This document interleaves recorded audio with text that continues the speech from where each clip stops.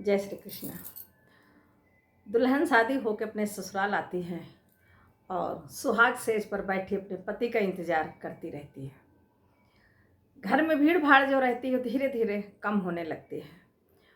पति रात में भोजन की थाली लेके पत्नी के कमरे में आता है, क्योंकि दूल्हे के न बहन थी, न भाई थी, न पिता थे, सिर्फ माँ थी। तो सारी जिम्मेदारियां पति को ही पूरी करनी पड़ रही थी, क्योंकि माँ तो मेहमानों में लगी हुई थी, मेहमानों की विदाई के चक्कर में लगी थी। तो खाना लेके आता है, खाना की खुशबू से दुल्हन को भी भूख लग जाती है। तो पति कहता है आइए खाना खाते हैं। तो पत्नी कहती है माँ को भी बुला लो, यहीं बैठ के तीनों लोग खाते हैं, क्योंकि आपके और मेरे सिवाय माँ का भी तो कोई नहीं है, मेहमान तो सब चले गए हैं। देख लो माँ पता नहीं खाई है कि थक के ऐसे ही सो गई है। तो पति कहता है कि कोई बात नहीं, थक के सो भी गई होगी तो अपना जगेगी तो खा लेगी, हम लोग आओ प्रेम से खाना खाते हैं दोनों पति पत्नी, पहले दिन ही माँ को क्यों बीच में ला रही हो। पत्नी कहती है नहीं, माँ को लाओगे तभी मैं खाना खाऊंगी, क्योंकि माँ को तो कोई कहने वाला भी नहीं है कि खाना खा लो, मेहमान तो सब जा चुके हैं, माँ को खाना मैं अपने साथ ही खिलाऊंगी। पति कहता है क्यों जिद करती हो फालतू में, माँ जब जगेगी तो अपना खा लेगी, रहने दो। पत्नी को गुस्सा आ जाता है। उसी समय सुहाग सेज से नीचे उतर जाती है और कहती है अब मैं आपको सीधे अदालत में ही मिलूंगी डिवोर्स पेपर के साथ। और दोनों का बाद में डिवोर्स हो जाता है। लड़की की भी दूसरी शादी हो जाती है, लड़के की भी दूसरी शादी हो जाती है। लड़की के 2 बेटे होते हैं। जब लगभग वो 60 साल की हो जाती है, बच्चे लड़कों की उसकी शादी हो जाती है, वो लड़के भी बच्चे वाले हो जाते हैं।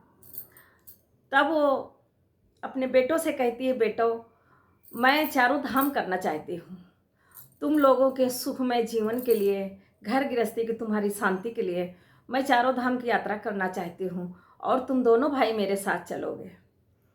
लड़के दोनों तैयार हो जाते हैं, क्योंकि उसके बच्चे बहुत ही आज्ञाकारी और सुशील संस्कारी थे। माँ को लेके चारों धाम की यात्रा पर निकल जाते हैं। चारों धाम की यात्रा करा के जब वापस आते रहते हैं तो एक जगह रुक के माँ से कहते हैं माँ बहुत थक गए हैं, आओ बैठते हैं, यहीं खाना वाना खा के फिर आगे बढ़ते हैं।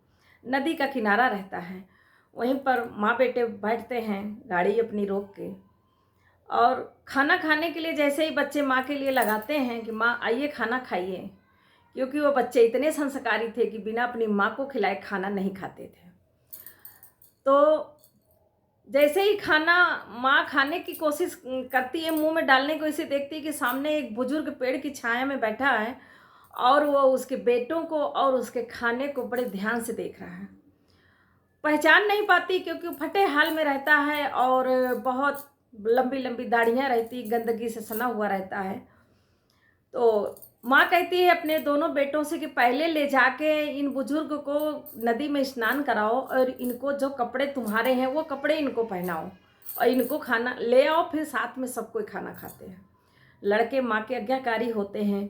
दोनों बच्चे ले जाके उसको बुजुर्ग को नहलाते हैं, उनके बाल भी, दाढ़ी वाड़ी जो रहती है उसको भी कटवा देते हैं, साफ़ सुथरे जो कपड़े पहना देते हैं।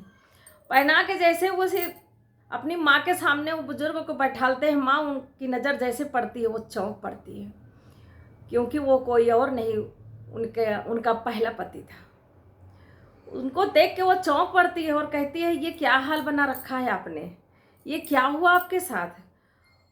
तो वो कहते हैं कि मेरे पास सब कुछ है, धन बीबी बच्चे सब कुछ हैं, लेकिन मेरे बच्चे सब कुछ रहते हुए मुझे खाना नहीं देते हैं और मुझे घर से बाहर निकाल दिया, मैं दर दर भटक रहा हूँ। तो वो स्त्री कहती है कि मुझे यही आशंका था कि आप ऐसा ही होगा, क्योंकि जब आपने अपनी माँ का तिरस्कार किया, आपने अपनी माँ को खाना खाने के लिए नहीं बुलाया, माँ का आपने अपमान किया। मैं कहती रही कि आप बुला लाइए माँ को, लेकिन आप नहीं लाए। तो मैं समझ गई थी कि जैसे आपके विचार हैं ऐसे ही विचार आपके बच्चों के होंगे, इसी कारण मैंने आपको डिवोर्स दिया था। जैसे माँ बाप के विचार होंगे बच्चे उसी तरह होते हैं। यही कारण था बहुत सोच समझ के मैंने आपको डिवोर्स दिया था। और देखिए ये मेरे बच्चे हैं, मेरे बिना आज्ञा के एक और मुंह में निवाला नहीं डालते हैं, क्योंकि मैंने शुरू से इनको संस्कार यही दिया। इन्होंने मेरे को देखा भी यही करते हैं। तो कहते हैं कि हम अपने बुजुर्गों से जैसा व्यवहार करेंगे, जैसा उनका देखभाल करेंगे, जैसे उनके साथ व्यवहार करेंगे, हमारे बच्चे वही देखा देखी आचरण अपनाते हैं, क्योंकि वो यही सोचते हैं कि शायद यही हमारे घर की परंपरा है। हम अच्छा करेंगे अपने बुजुर्गों के साथ तो वो अच्छा करते हैं, अगर हम बुरा करेंगे तो हमारे बच्चे हमारे साथ वही परंपरा आगे बढ़ाते हैं। कहते हैं ना कि जैसा देखते हैं वैसा ही करते हैं। हमें अपने बुजुर्गों की सेवा करनी चाहिए, हमारा वो दायित्व है। उनकी देखभाल करना हमारा दायित्व है, उसे हमें करना चाहिए। और एक बात बता दूं, जिस घर में बुजुर्ग हंसते हैं, जिस घर में माँ बाप हंसते हैं, वहीं पर भगवान बसते हैं। जय श्री राधे।